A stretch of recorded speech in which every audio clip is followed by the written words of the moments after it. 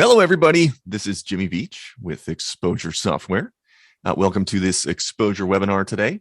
If you would please give me a little bit of feedback in the chat and let me know if my levels are doing okay. We've had some issues with microphones and Zoom before, so if you wouldn't mind hitting me up there just to make sure everything's good.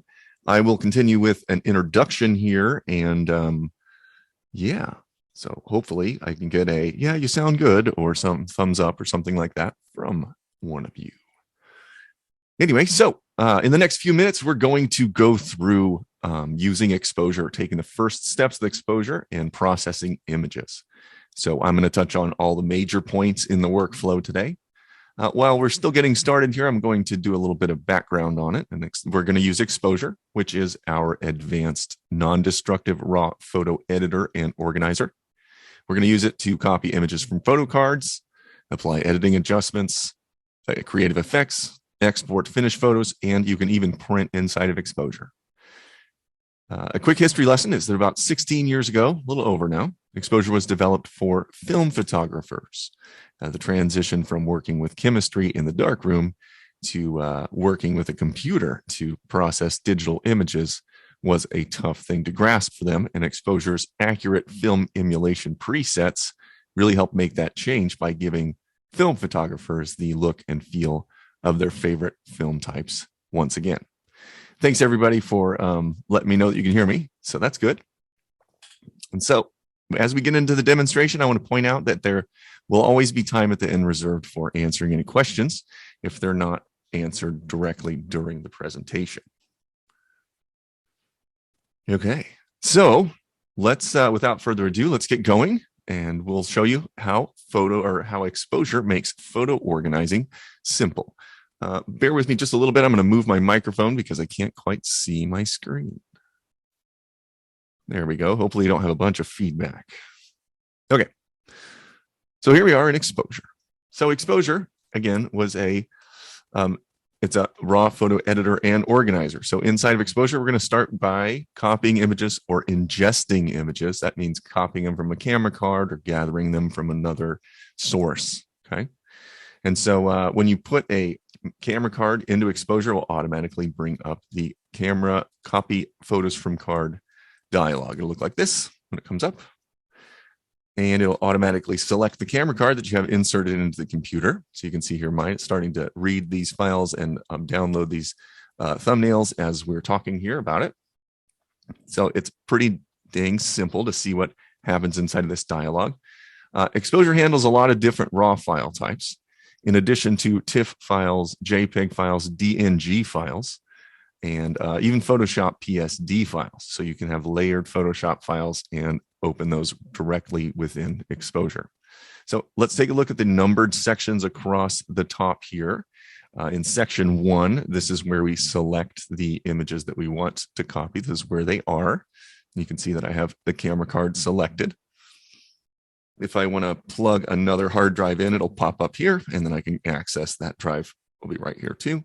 And then if I wanted to ingest from that other drive, I can do that and then make copies of those files instead of moving them. And okay, so step 2 is where we review our images. That's right here in the center. We can see that we have all of them selected here as we're going down this list. And these are all RAF files, RAF files from Fuji. Okay, and they're all selected by default as well. So this is where we review and we select which ones that we want. So if you went on a couple of photo shoots and you didn't take all of the images off of your cards between those shoots, you can select which ones that you actually want to copy right here in this dialog. And then over on the third place on the options on the right, that is our destination and options, file options. And so I have it set up here that I'm going to my destination. You can see where I open it up. I'm saving to my desktop. Photos folder, that's what the slash means. So there's a photos folder on my desktop, and I'm going to generate a subfolder with this name, John Barclay, because he's the guy that took these pictures. So within the photos folder, I'm creating a John Barclay folder, and all of the photos here in the middle are what I'm selecting to copy over to that folder. Now I want to point out here that you can convert raw files to DNG automatically if you have a DNG converter installed on your computer. So it'll grab it and run that immediately after copying them to your computer. You can rename the copied files if you have a specific way that you have your naming convention. You can save your own naming convention here if you want to rename those files. And you can apply metadata, which is information about the folder, or about the images. Excuse me. Do I have? I don't. I used to have a John Barclay preset saved in here, but not today. But you can see that I have a metadata preset so that I can assign metadata in a way that I want to, specifically to these images as I copy them. I can also put them in keywords or collections. So I did that backwards. I can also put them into collections, assign keywords, and I can even put I can also assign presets, my favorite film presets from within Exposure, immediately as they're copied to the computer. Now, doing this actually makes a virtual copy of the image, so you can see the original image right next to the image that has this applied to it. So just want to point that out, but you can't do it. We are not going to do it because we don't need to. All right, so now I'm going to hit OK, and it's going to begin the copy process.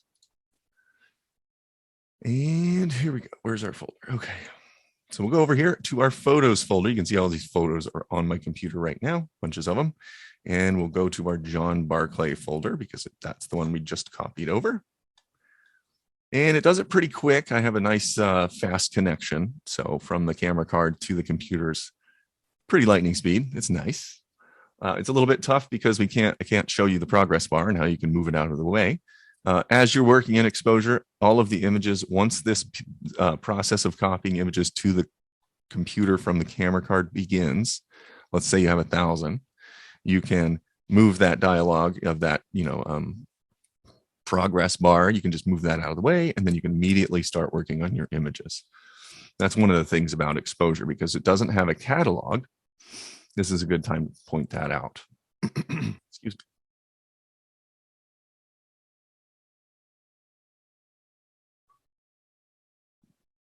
Gillies, I'm going to get to that at the end. Okay, buddy. All right. So yeah, we were talking about no modules or catalogs. So we can immediately begin working. And also we can take a look here in our folders right on the left, that this is just exactly the same as what is on our hard drive. We can see that Microsoft hard drive, and then at the desktop, and then the photos folder. So let's take a look at a Finder window, which kind of does a little explaining to us. So here's a Finder window. We can see my desktop is selected here, and a photos folder. And I'm selected on Alejandro's folder. And then we can see inside of his folder, we have images here and a folder with his sidecar files. And they look like this. So any of the images from this folder that have been edited in Exposure, or if we've applied any organizing systems or anything like that to these images, if we've applied star ratings or flags or whatever, you're going to see that change right here in the sidecar file. So Exposure does this because all of the information that we put onto these images, whether it be edits or organization or anything like that, or stars or ratings, is saved in this sidecar file. That's by design. So Exposure is completely non-destructive, and this is actually what Gillies, this is the thing that's getting to you right here, because Exposure is non-destructive. It's not over-saving some sidecar file that's created in another software program. Told you it was pretty specific. Anyway, we'll come back to it. Don't worry. So as we talk about, now we're kind of getting into organizing images. So we understand that everything that we do to these images is not actually applied to these images, but it's applied in sidecar files. So we don't have to worry about actually oversaving any of our images or messing them up permanently or anything like that. So we always keep our images pristine in Exposure. We don't mess with them at all. Okay. So I pointed out that the folder structure is the same on our hard drive as it is right here inside of Exposure. All right, let me make sure that I'm in a good workspace here. I want to be in the culling workspace, Exposure X7. So the culling workspace is going to give me a couple of different panels that I'm going to use for photo culling, because that's kind of the next thing we do when we go to organize our images. So one of the things that we can do to organize images, if we have a bunch of images from different places on our hard drive, is that we can use collections. And they're down here on the bottom of the folders panel. So collections are a way that you can bring a bunch of images in and create a collection out of, well, that's going to be the same images. Oh, those ones I've disconnected. Oh, I know. Well, I can't show you those because they're on another hard drive that I don't have connected right now. Anyway, you'll have to trust me. You can organize images that are placed on different places and they bring them all right in here, except for when you unplug that hard drive, which I did just a few minutes ago because I wasn't thinking. Anyway, let's get back to images. So collections is another way we can do something on the to organize those folders. And you can even create, actually, I should show you this. You can even create collections within collections. You can see these here. And to create a easy to follow hierarchy. So as you select on these, I know they're not on the computer right now. So, but as you select on these, they're collections within other collections, which is a really nice way of organizing your images. Okay, so let's talk about how we can go and call our images down so that we're selecting just the top or the best ones from our shoot. So we'll go here from our John Barclay folder, just because these are the ones that we copied to the computer at the beginning. And we can use our different tools. I'm going to hit tab, not tab. I'm going to hit the bottom button here. These are the tools here, the filters on the bottom of the screen. I'm just pulling these up so that you can see them as I talk about them. We'll apply these different techniques or different things to this image, and then we'll use those to filter our images out after we're done.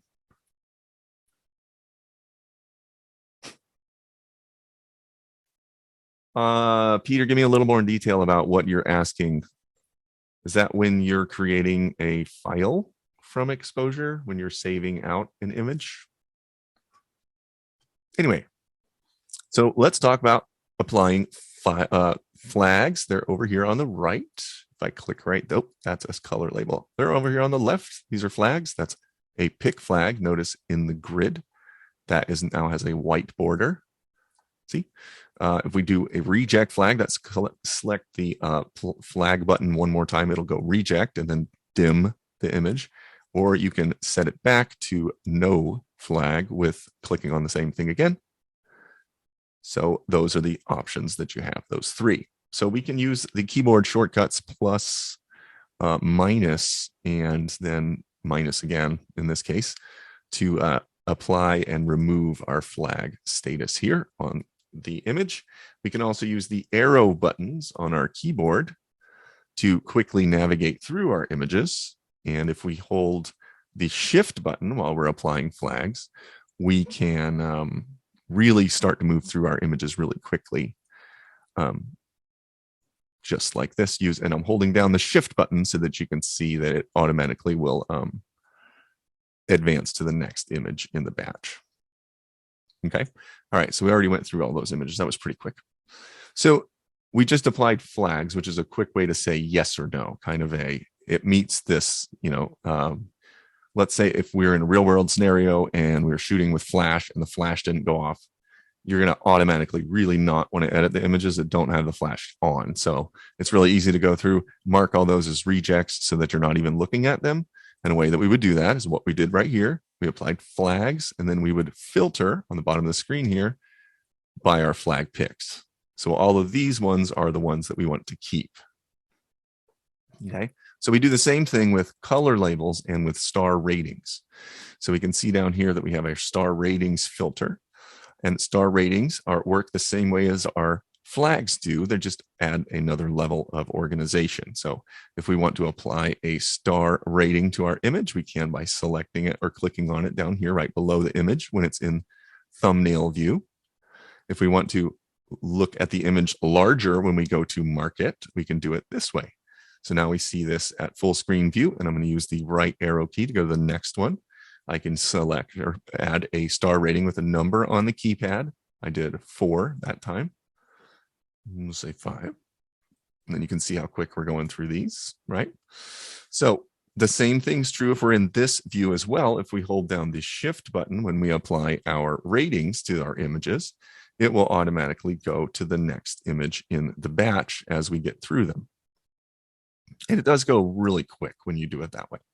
So I'm going to hit escape and go back to our grid view. Okay. Excuse me. So now we've applied star ratings to most of these images. And that's another thing that we can do. Let's apply another filter on top of our original filter of just the pick flag. Let's also say just everything that's 3 and above stars. So now we've limited it down to 10 images rather than the 38 or whatever. I think we started with 30. Okay. So if we wanted to do the same thing with color labels, we can, and that will help us to choose out which ones we want to use for specific purposes. Now, I've actually already done this in another folder so that we can see. I'm going to shut my filter off here with Command O so we can see when we're going through a folder. There we go. These ones have all been organized with a bunch of different criteria, same images, right? So if we want to find one in particular, we can say, well, I marked them red because I know the red ones I wanted to post to Facebook this month. And then I want to make sure that I start with the best ones. So I'll put the 4 and above stars. So I have these 2, right? So it's a really quick and fast way that you can get through organizing your images. So I'm going to hit Command O and take that filter back off. Another thing that we can do inside of exposure is we can use metadata to search for images or filter for images. So if I scroll down here on the bottom, you'll see that there's a couple of images here. This is a TIFF file. Here's another one. Okay. And so let's say we don't want to select the TIFF files. We can use metadata information such as, I don't know, ISO. We can do f-stop. You can do camera. You can make. You can do model. A lot of the times I'll just use the file type. So we know that John uses a Fuji and they have RAF. That's the type of files that they use. And so here we go. I type in RAF down here in the metadata search bar, and then it pulls up all of the images that are raw from that Fuji file or Fuji camera. So there we go.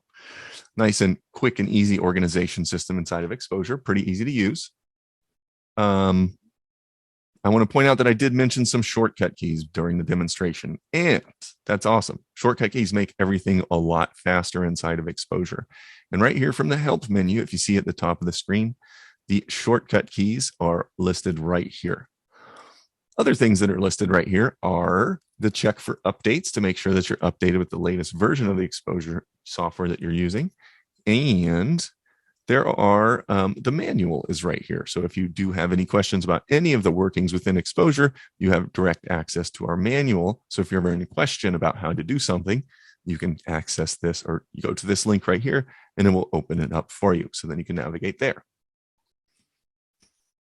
All right, so I got a couple of questions right here. So let me take a look real quick and see if I can answer these during our demo before we go over into editing.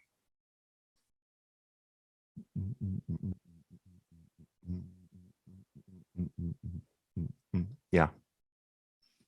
And yes. Okay, I have a couple of questions to answer, and I don't have enough information on them, but they are kind of organizing. So let's address those really quickly. One is Gillies. You've renamed a bunch of files in Exposure X7, cool, but in other software, how can you synchronize properly in both? If you're changing the file name, then that should update in the other software as well. File name is typically the most popular way that things are, or the most accepted way of organizing your files. So if we see here inside of Exposure, and we have sorting options here, if we sort by camera make, for example, wait. Camera make, for example, is two different. Here is Canon up here, and this is Fuji. So if we have Canon, or if we do it by camera make, that's going to organize it a little bit differently, whereas other software doesn't have that option.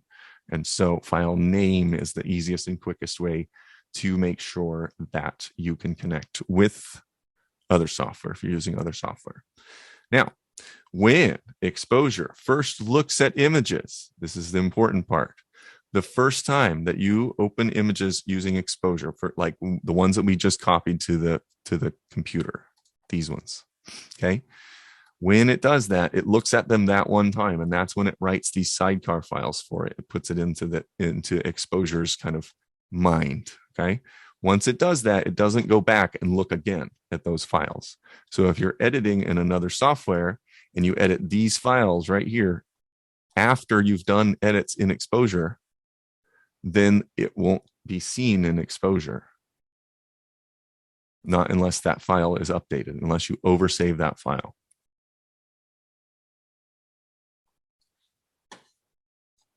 Okay, that may have been a long-winded answer, but hopefully that answers your question, Gillies. Let me know if you have any more details.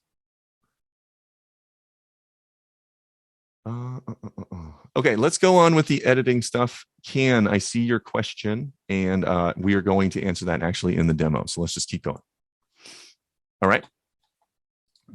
So let's talk about raw processing. Okay. That's really where you started to get going into editing your photos. Okay. So processing is broken up into a couple of different techniques, let's say. Okay. But first, before we do that, I want to get in the right workspace. So we'll go in the editing workspace. Okay. Also, let's go to some other images. Here we go. Alejandro's images. Okay. So when we're doing work in exposure, there's two things that typically you will do. Actually, this is going to be a good demo. There's typically two things that you want to do. Let's do it with this one first. Okay. The first thing you want to think about is what you're going to do with your edits. You have to fix issues within the image. And the other thing is to make some creative edits. Okay. So correcting issues or fixing problems is kind of the first thing that you want to analyze or look at when you're going to edit these photos. Okay. So let's zoom in here. So one of the, let's shut that one. One of the things that I would say is a fix issue big time would be lens correction. So inside of exposure, we can close all of these panels. We can go down here to the bottom and see our lens correction. Now, the lens correction is automatic when this camera and lens is supported. You can see here that it chooses it for you. This is a profile that we made up and make some edits to the image, but you can turn it off. And you can see that it does have some distortion issues that it fixes. Also embedded in here are in the profile. You can turn the amount up and down if you want to have manual control. And you can even turn on chromatic aberration correction if you're having issues with that. Vignette correction too, if it was a long lens and you see some vignetting happening here in the corners. Some lenses are harder than others when it comes to that kind of thing. So sometimes you need to adjust them on your own if you have a cone on the camera. Another thing that we would address at the beginning would be sharpening. Okay, now sharpening inside of exposure is awesome. It is pretty easy to use too. So if you hold down the Alt button when you're sharpening, that's typically the cheat code or whatever you want to call it. The magic button is to hold down Alt. And that allows me to see what the radius looks like when it's applied actively to the image itself, which enables me to size the radius appropriately for this image. Detail is going to add a lot more, would almost pick up noise here when it's really high. And then masking is going to tell you or tell the algorithm how much contrast it wants in the edge in order for it to be selected. So if I don't want to have a lot of sharpening happening everywhere in the image, but just to these hard edges, that's where I would set it with the masking slider.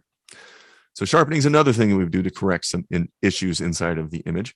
Another thing would be transform and cropping. That's another thing that we would do. So it's right here inside the crop window. If you're using an older version of exposure, this is going to be a little bit different. Okay, so inside of here, these are all of our transform tools. It's inside of the crop tool. Okay, and now everything in here is customizable to every way that you would work. Okay, so this is an architectural shot because we have some architecture in the background. So it makes it pretty easy to use something like an alignment grid. Bam. So when we're doing adjustments here inside of this panel, we can see where these lines are. We can, and then we can make adjustments to them so that we can line them up with those images or with those edges. You see them right here. So there's a bunch of different options that you have here. So if you're doing portraits, for example, you might want to use something a little bit different. But we are using an alignment grid is probably best for us. So we can draw a really quick and simple rotation degree if we want to rotate it with this guy, right, with this tool right here. And that's where you just draw a line inside the image that you want to be straight, and it will automatically fix it for you. That was terrible, so I'm going to reset that. You can also use, we can crop it to whatever size we want, obviously. That's inside of here too. We can even have our own aspect ratios that we have set up if you want. You can select from these. It'll automatically crop it to that crop ratio, depending on where you're going to print, where and if you're going to print or anything like that. You can change the orientation of your image. We can also use our keystoning here to fix the issues that we had with that straight lines coming up off the edges.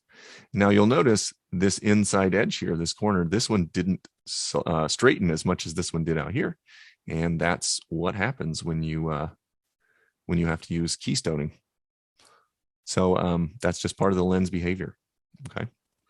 So we will fix that as best we can, like that. Now, yeah, that's good. And then we'll close it. You'll notice I have constraint crop on. If I turn that off, then I can actually go outside of my photo edge there, which if you're trying to, if you want to put a texture or something over the image and not want it to touch the image itself, then that's what you would want to turn off constraint crop. Okay. And then I mangled it right there at the end. There we go. See, nice and straight, and we cropped it. Okay, let's now let's talk about more creative editing. Okay, let's get back. We'll go to another folder, Alejandro. Okay, let's select all of these, and then I'm going to reset them all. I've been putting some edits on these different images just to take a look at them. They're really pretty. I like all the different colors in these photos. Okay, so let's talk about presets. Presets and exposure are really what got exposure going in the very beginning. Close all of them there. So you can be as detailed as you like when you're choosing your presets, or when you're editing an exposure. You can do all kinds of different stuff. So I'm just kind of looking through the different options that we have, and I like all the pretty colors, so I'm going to stay with color options. So inside here are a ton of different thumbnails or previews of what these presets will do to our image as it's placed on that image. So I'll just make that panel a little bit bigger, and then I can scroll down here and see little thumbnails of what the effect looks like. And as you hover over them, notice that they'll update on the image in the middle. So we can make those whatever size we want, or if we like to have a list, we can look through a list view like this. There's a bunch of different options. Okay. So if you're doing something like portraits, a good place to look is the print films, color films print. A lot of these were actually made for portraiture. These ones here inside of just regular print folder have a little bit more contrast. The lower contrast print folder, these are what called lower contrast. Sorry to be redundant, but they have lower contrast, which is a little nicer to skin tones. And things like Portrait NC has a nice clean look, and it can help make skin look clean and healthy. Not like this model needs any help with clean and healthy skin, but if she did, it would look even cleaner and healthier with a look like this. Now, when you're choosing a preset inside of exposure, you can use it unmodified, just like I did here. Notice in the layer panel, the layer is labeled with the preset that I used right here. That's the one that I applied. Okay. Now we don't have to stop there. We can add another look if we wanted to on the top. Oops, wrong button. We can make our own custom look by creating another vintage look. And this one I right click and I'm going to new layer with preset. Now, if we look inside of our layers panel over here on the right, we can see we have two layers with two different looks that combine on the screen. And we can make adjustments to those layers independently to apply the effects however we want. Now, I'm not really a fan of this look in particular for this image. I just wanted to show you that this is a possible way of editing where you just layer up several different looks on your image, let them blend together, and voila, you have your own custom look. Really quick and easy. So let's, I'm going to undo that. I'm going to undo that. Let's reset because I don't want any of that applied to the image there. All right, let's take a look at this one. That's pretty. Okay, so in the presets, so we took care of our presets and we looked at how we can blend and put them on the image, all that stuff. So let's look at editing panels now, and we can take a look through how we can apply some edits to our image and maybe a workflow. You can put together a workflow of how you would apply your particular edits. Okay, so the first thing I want to point out is the auto adjustments right here on the basic tab or panel. So if you hit auto, it's going to automatically, exposure applies intelligent adjustments to the image based on a little bit of user feedback. So if you open up the auto options right here, next to auto, you can see how I have these dialed in for my liking. Okay, so I have white balance off. I'm not applying that to these images because I don't usually use white balance when they're not raws. Then I have exposure set to the middle. The exposure bias is a little bit dark. See how it's down a little bit? Well, if we wanted to be a little brighter, we can raise that up. I'm using the tone adjustment is right at 50. The dynamic contrast is a little lower, and haze level is a little higher. That's the way I like to see it. So if we made some changes here, so I'll hit auto again, it'll get brighter. There we go. Now notice that all of the adjustments right here have been made. Now these are intelligently made. So exposure is reading the image and then applying these adjustments. So you can adjust these so that it's applying adjustments the way that you like. So as long as you make your tweaks here to these strength slider values, then when you hit the auto button on your computer, it makes images look the way that you want them to. So the reason I'm showing you this auto workflow right now is we can do something quick. If we come on to a folder of images like this, we have all of them selected, and we know that we already have exposure ready to make our edits the way that we like them to be made. We have that, and I can hit auto to all of those images at once. And then I have, 25, 30 images, 20 images, whatever it is, updated. So then I can go through and look at them one at a time. So I can make adjustments to all of these at once inside of exposure. If I want to make them brighter or darker or whatever I want to do. I can also reset them all back to original without making any adjustments to them, or I can just apply the auto adjustments to all of them like I was talking about in the beginning. So it was a really quick workflow. As you come in, apply your automatic adjustments, look at your images, make sure they're sharp, make sure that they don't have any distortions or any issues like that. And you can apply your automatic adjustments, and then you're on your way to developing a look for them. So once you do something like apply your automatic adjustments, let's look at one of these images, then you can go through and make tweaks based on, how you like the image to look. Okay. So don't think about it as the automatic doing all the work for you as much as it makes it really, really easy to just apply the look and then see what it does. And if you like it, keep it. And if you don't, you can turn it off. Okay. So I'm going to hold the / key, which is going to show me the before we made adjustments version. When I let go, it'll show me the after adjustments version. So I really do think that it made some improvements to the image just because it reads a little bit clearer on my screen. And that could just be because I don't have my screen really bright. Now that I'm making adjustments, hang on, let me look again. Okay, I'm 50-50 on this. I do think it's a little bit too bright, so I'm going to turn that exposure level down a little bit. And I like that a lot. Okay, so now I'm making a little bit of a tweak here and there to these images. Now, it seems kind of arbitrary that I chose exposure level to change from the beginning, but it's not arbitrary. I actually did that on purpose.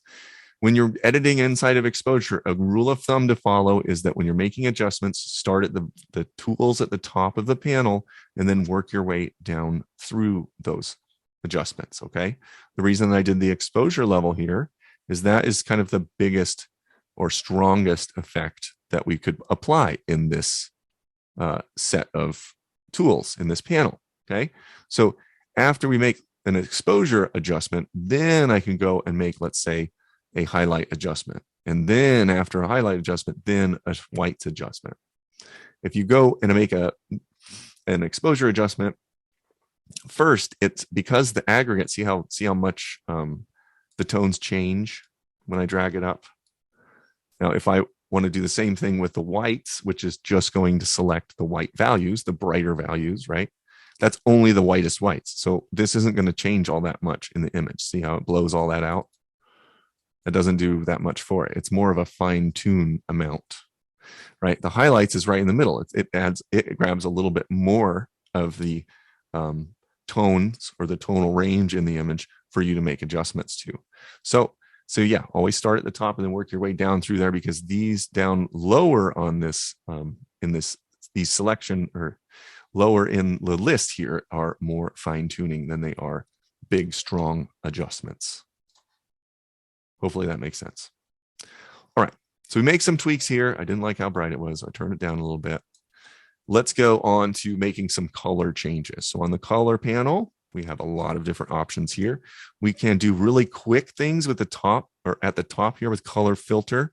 Color filter is, well, when shooting in analog photography, it's actually a piece of plastic or a gel that you shoot through, that you put over the end of the lens. So if you're in black and white photography, you would use different colored panels or lenses over the end, filters, to change what the image would look like in the end. So if you would add, let's say, an orange filter to a fall scene when you're in black and white photography, that orange color is going to make all of the colors and tones in that image look much brighter, but only the orange ones, because it's helping those orange tones be more, to be more there, to have more saturation. So let's see, we can do that same thing right here. If we're inside of color, you'll see the application applied to the image when we do that. So you can see these applied to the photo. We can also just do a quick touch to either warm the tones up a little bit on the image, which I think works for this photo because it's very cold, I think. So we can just warm it up with a little touch like that. And if we wanted to make it even stronger, we can raise the density of our warming effect until it's in a place that we like. That's so strong. Okay. We can also make adjustments with our hue, saturation, and luminance controls down here in the detailed adjustments section. Okay. So I have the display is grouped by HSL. That's just easier for me to see. And I also have compact mode on. If you turn it off, you can open all of the different panels like this. If you have compact mode, then you select from the different groupings like this. Okay. Same stuff though. There's nothing different here. So in this image in particular, we can see that there are a couple of tone values that I really want to help pop out in particular. And that would be the color of her lip here. I want to help jump out. So I'm going to guess that that's going to be red, but I don't know for sure. So I'm going to, instead of just choosing reds and saying I want to make that red a little bit different color. So if I add a little bit more magenta to it, then it helps them pop. What I want to do is go to saturation, not hue. The hue is fine with me. It's the saturation right in here that I want to raise. So I'm going to select this tool right here, color selector tool, and then go up to the image and we can see how it zooms in on that lip tone. So I'm going to select kind of in the center of the tone of the lip. You can see how I go up and down to try to figure out where that is. There we go. And then I'm just going to drag the slider up. And then you can see that there are two different sliders that are being adjusted on the panel as I do that. Okay. So that's an easy way of finding exactly what that tone is and then giving myself a little bit more saturation with it. It's a simple little touch like that. Okay. So that's a really easy, quick demonstration of just using that tool. Hang on, guys, just a second. I took my eyes off of all of the questions and now I'm not caught up. Yes. Yes, you can. Okay. Let me answer this one. Yes. If you're working on a bunch of images and you apply edits to one, you can copy that and paste it to all the other ones. Yes.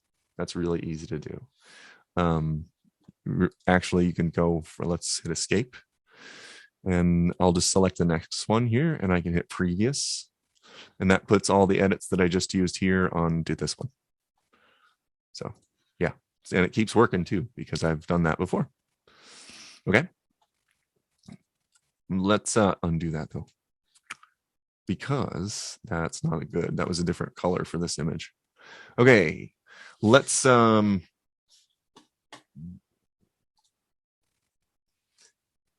keep moving. let's talk about toning. We just talked about color and how we can adjust the color tones in the image. So the hue is what color hue each value has. So there's these 8 different tone sliders here, so we can make the magentas be more red or more purple. That's how these work. So there's a lot of power right here. Same thing with luminance, for example. Like the greens in this shot look a little overdone to me, so I can pull the greens down, make them a little darker, and that'll bring a little bit more detail into them. You can see.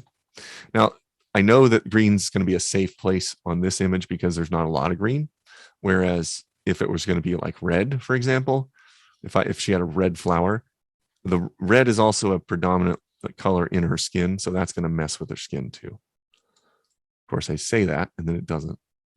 Oh, it's orange in this opinion, in this one. Now, if we switched over to black and white, this would be awesome. Let's do that. So, impromptu switch. We applied a preset to this. No, actually, we haven't applied a preset to this. So let's find a black and white preset. Yeah. Not that one. No. This one. No. Low contrast. There we go.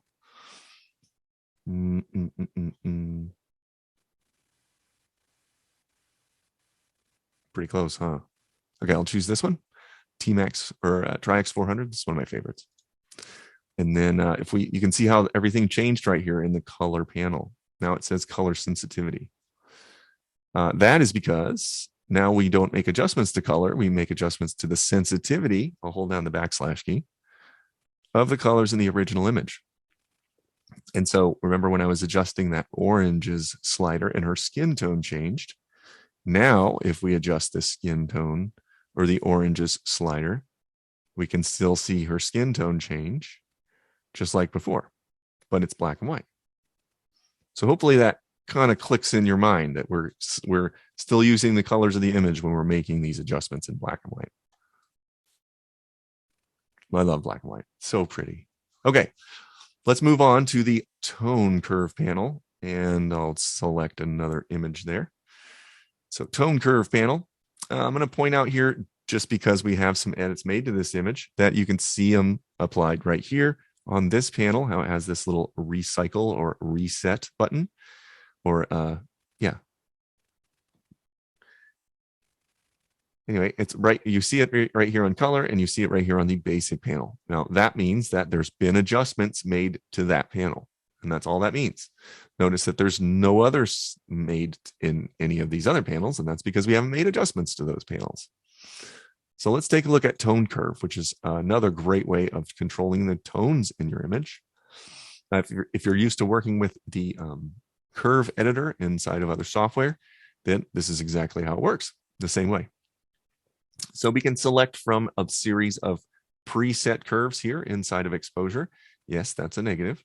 So if you're scanning in analog negative films, and you can use this, it'll switch the image over into positive.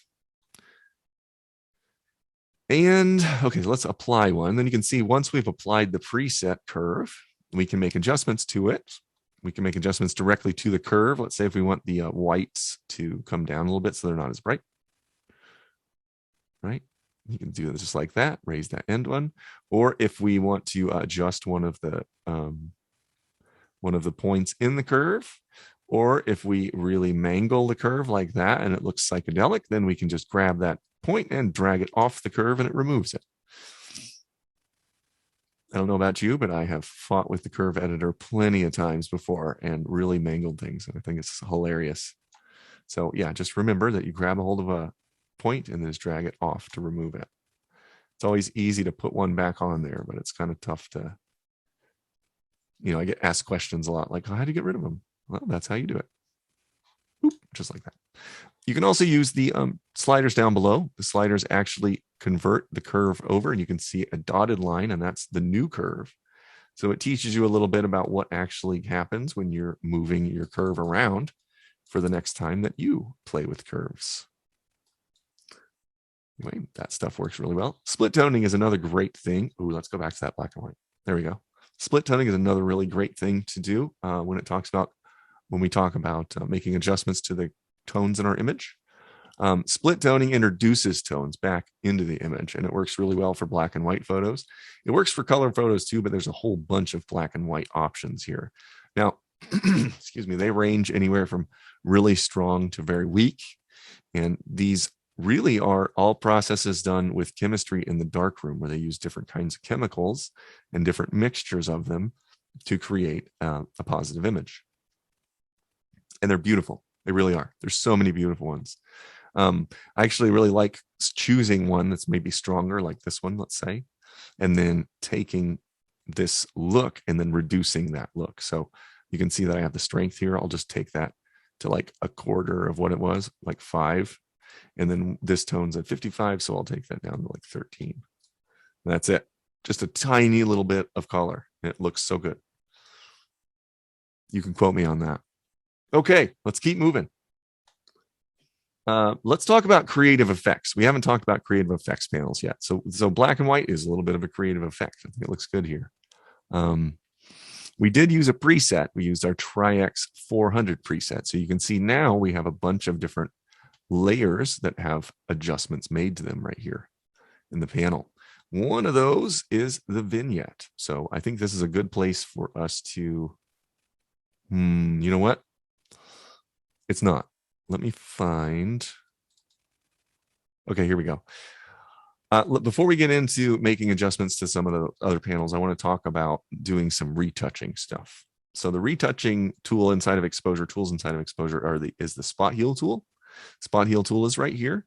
When you go to use it, I have it. You can see it says clone mode. So I'm going to turn that to heal mode, because the things that I want to get rid of, I want them to blend away. I'm not trying to save or something. So heal mode, and I can just dial that size with the mouse wheel. And you can see that it's making the size slider change. If I hold down the Alt key, I meant Shift key, then it does that to the feather. And you can see that in the preview. If you look at the feather distance, the second circle on my cursor, it moves with that. Opacity, I think, is Command. Yes, it is. So you can adjust opacity by holding down Command or Control on Windows and adjust the mouse wheel. And then you just apply it. Okay, so I'm going to turn the opacity all the way up and then just click and done.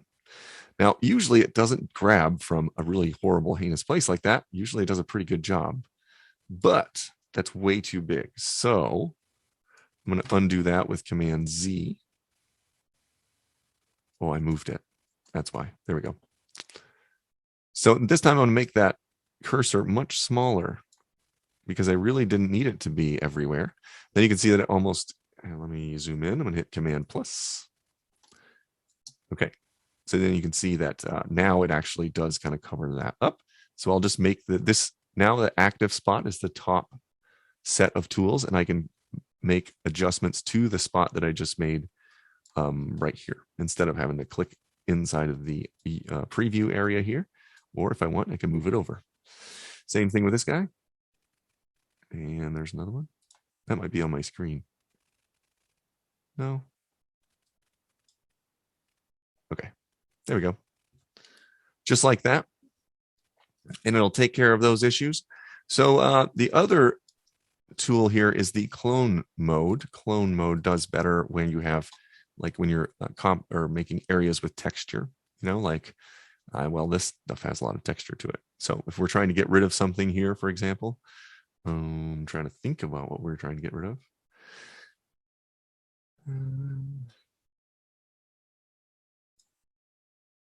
So if we're trying to just fix something that's out of place, you can see how it's grabbing from the different pieces of greenery to try to blend away that purple. It sees the purple as being the bad guy. And so the clone tool, instead of the spot heal tool, is going to work better for when you're doing areas, working with areas that have texture like this, or like brick or carpet or something like that. When it's smooth, you'll use the heal mode for most of it. All right, let's take a look at a tool called Bokeh. It's this one right here, Bokeh. I used to say Bokeh because that was the reason, that was the way someone taught me how to say it. But they weren't Japanese, and it's a Japanese word. So there you go. You learned something today. Bokeh talks about the quality of the out of effect or out of focus areas of your image. So what it does is it introduces a very beautiful blur. Okay. And it's a controlled blur. And that blur was based off science of actual lenses. So if you go to traditional lenses, you can choose from a couple of different options, maybe that you even have in your camera bag. Not that one, there it is. Maybe that you even have in your camera bag, or that you wish that you had, like this 8512, which is really expensive, and I always wanted one. Anyway, so we can select from a couple of different options. Now, these are presets. So this is the preset that says, if you're shooting an 8512 at f5.6, this is about what type of blur would happen. And now we can control how we want that blur to apply with our focus region. So you can see that we have this circular focus region that we can manipulate and move around the image, right? Now, we can also adjust the feathering edge, which is the edge at which the amount slider is at 100%, or what the effect is at 100%. So if I move that out just on the edge, just outside of the corners of the image, then the effect is always changing. It's never the same and flat. And so I can drag this like really close in, so the blurring just barely starts right here at the edges of her face, and then is at full strength out here at the edge. And if I zoom in, you can see the quality of that as it comes from one to the other. So now if I make adjustments to the amount, let's say it's way too strong, and I'll bring it down so that's way more subtle, we still have that same effect where the blur is beginning here and it's ending out here, but it's so subtle that we don't even pick up where it begins. And you can see how it fades right in between there in almost a natural look.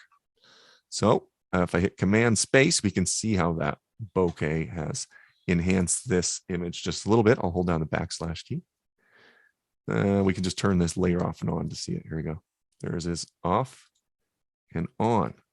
Now it's a very subtle thing, but it definitely does make it, things like portrait make them very more drawing. Let's talk about grain real fast. We're actually getting our way through this. We're almost there. Grain's another thing in exposure that's amazing. Grain is second to none. You'll not find another grain simulator like exposure.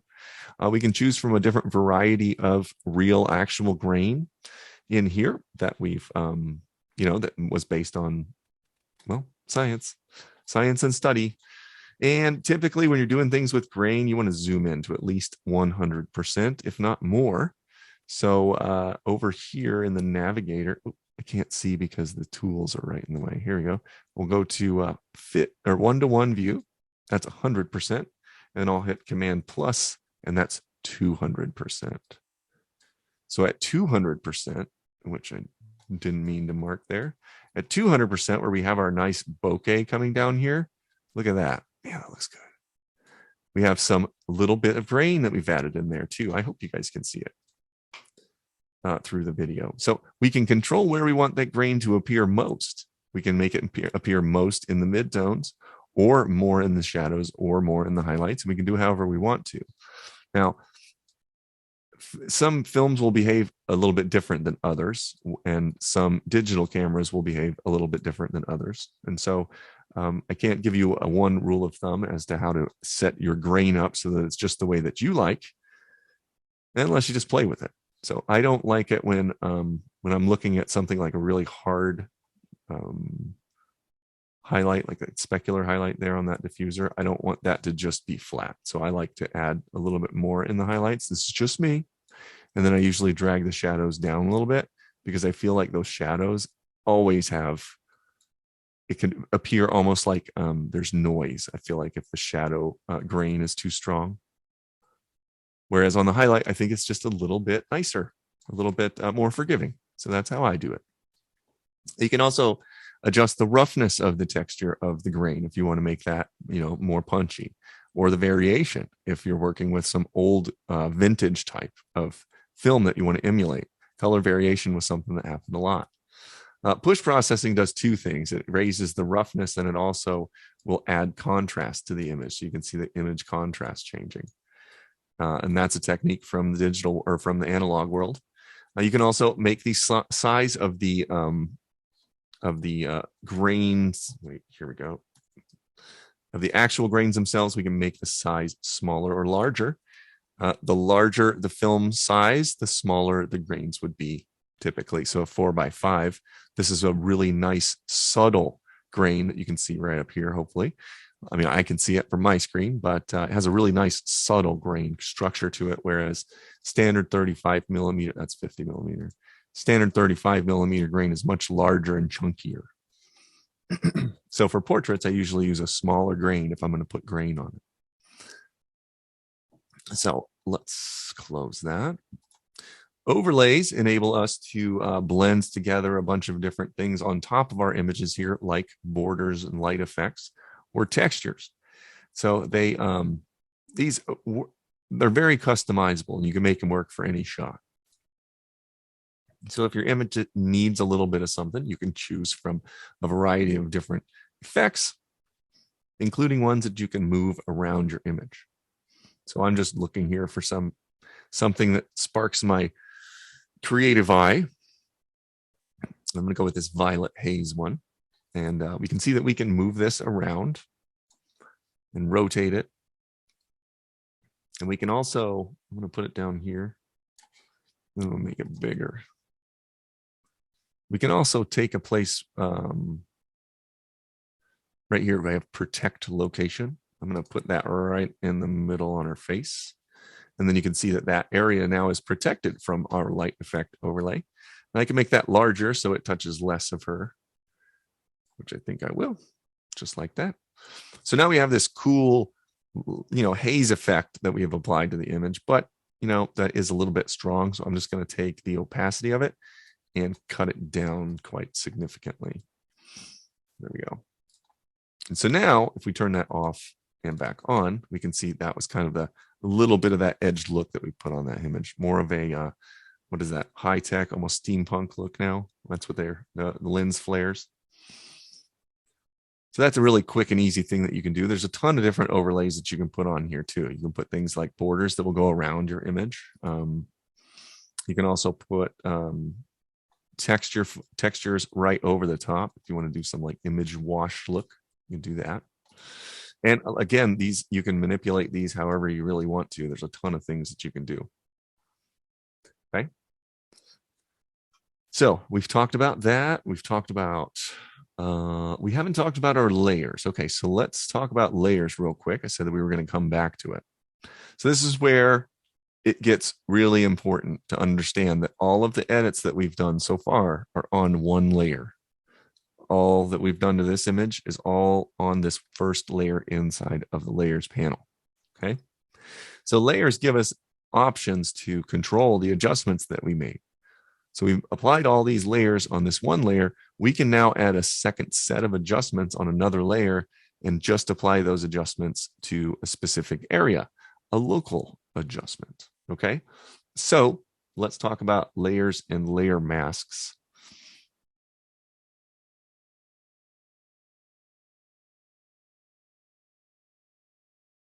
Let's talk about layers and layer masks. So I'm going to hit add layer and I'm going to rename this bottom layer basic. So our layer 2, I'm going to just find a preset. Oops, I'm going to find a preset that has color in it. Nope. That has some cool like blue tones to it. I know there's one in here. Here we go. Yeah.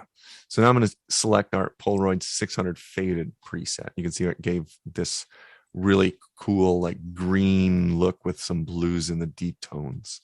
Okay. Now it's at 100% opacity. So we're placing it over the top of what we've already done. It's mixing. So I can change the opacity of this so that it mixes in a different amount. And you can see that the thumbnail of that layer is updated. Also, what you can do is we can use our layer mask here to do a whole bunch of things. Now, under Draw Mask at the top, there are 3 listed options: brush, gradient, and selection. Now, all of these tools do essentially the same thing, and that's create a mask that controls the edits that are on that layer. Okay, so the brush kind of is the simplest of the 3.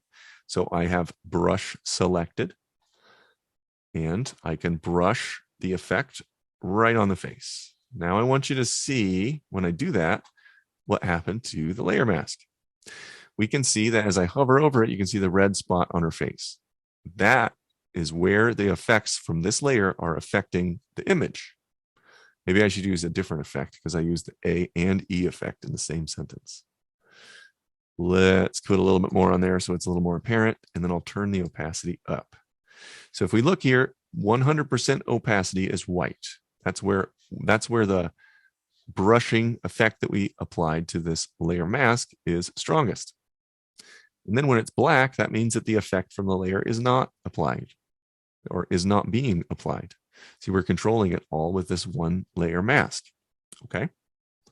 So this is a very simple layer mask that we just made here because we want to control this blue look, but we want it everywhere except her face because she looks a little sick with it on her like that.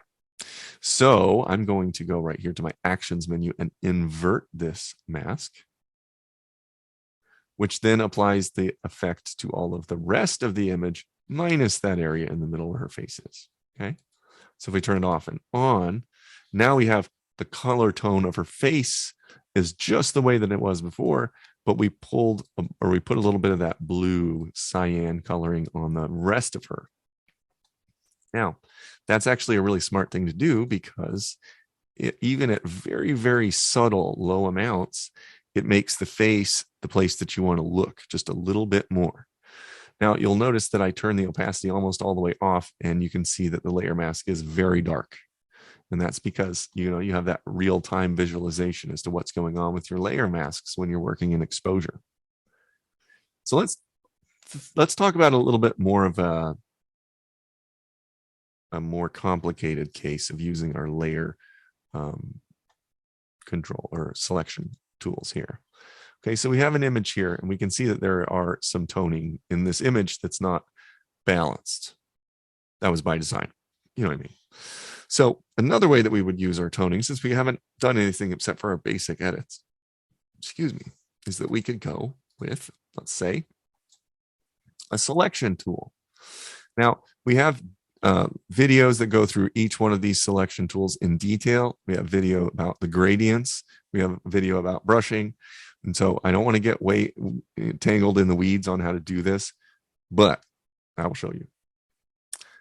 And so I'm just going to use the lasso tool, and I'm going to try to select this yellow area of the face with the lasso tool. Okay. All right. So I have the yellow area of face selected with my lasso tool. That was a really quick way of doing things. And now I've actually been asked this a couple of times, and that was like, how do I feather my edges of my selection? Because I already have my selection here, right? Now, it's the lasso tool, so I'll hit commit, and that's fine enough for what I'm doing here for the demo. Now, if I close draw mask, that'll just close all of the different brush gradient and selection, so that makes the panel a little smaller. And then right on the bottom under processing options, you can see feathering. Okay. And so that's what I'll use here to feather those edges out. Okay. Now, I have show mask on, so you can see that red area has been selected. So now we have control if we want to apply a tweak or a basic, or let's say a control if we want to change the color of our face. We can, but it's not affecting. Okay, obviously this is not the right. It's close. Here we go. Hang on. It's going to work. Don't worry. So if we wanted to take some of that tone out of that face like we did right here, we can do that using the tools right here. And now, why did I use the layer mask? Okay, this is a really good reason. If I don't have this layer mask, then all of these other yellow bits in this image will also be affected. Okay, so I'm going to just say reset the layer mask, and then you can see that's what the image looks like without the layer mask. So if I hit undo, then it puts the layer mask back on, and then we can see just where that layer has been, or where the effects that we've put on that layer are affecting this image. That would be effects with an E on the layer, or affecting with an A the entire image. Yeah, I know. All right, so we've gone over some layers. We've talked about how we can make selections. We've talked about using our colors, and we've talked about all of that stuff. Two things that we haven't touched on yet, and then we're done. The two things that we haven't touched on yet is, one, we haven't touched on history, and that is presets panel right here. Inside of exposure, it records all of the history from all of the things that you did inside of your workflow. So you can see that it has adjusted hue, mask feathering, mask feathering. These are all the adjustments that I made. Now you can step back through them and forward through them inside of exposure. And if you want to change what you've done, you just select one of these options and then begin to make edits from there. So your history is completely saved. Now, where is it saved? Well, it's saved right here inside of Mac OS. We're looking at our desktop, our photos, and we have our exposure software sidecar files. That is where all of this information is saved. All of your history, all of your star ratings, all that stuff, it's all recorded right here. Okay. So that's a good way to segue into collaboration, because everything is saved inside of the folder with images, right? That means that we can do something like take a whole folder of images with the edits and everything and just copy that, over onto a Dropbox folder, right? And if I did that, then my Dropbox folder would update, and then any image or any computer that also has that Dropbox folder on it, here's a Google Drive folder, will be updated with all of those edits as I make them. So that way you can work with other retouchers or other photographers, et cetera, et cetera. And so, all right, so the last thing that we want to talk about is getting images out of exposure. So now that we have our images and they're in exposure, these are, the raw workflow, we went right through it, and now we need to export these images. I'm going to export, okay? So I hit Command E or Control E on Windows to go to export. It's very similar to the way that we imported. So you have the destination, that's where they go. Same setup here. I can make subfolders within the folders that I want to export to. Same thing here. We can rename the files however we want to, right? This is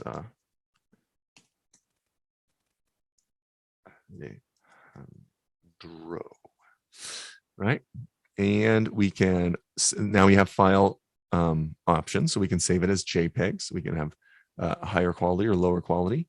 We can even save presets right here for the type of photo that we want to save. So if you want to choose from these presets, you can. Makes things a little bit quicker. Same thing with metadata. You can also save presets there. And image sizing. And you can also save presets there. So, and then you hit export, and it exports the one image that I have selected. Okay. Well, that's not quick enough. And as a photographer, you usually have a bunch of images, not just one. So let's say we're going to select all 19 of these images.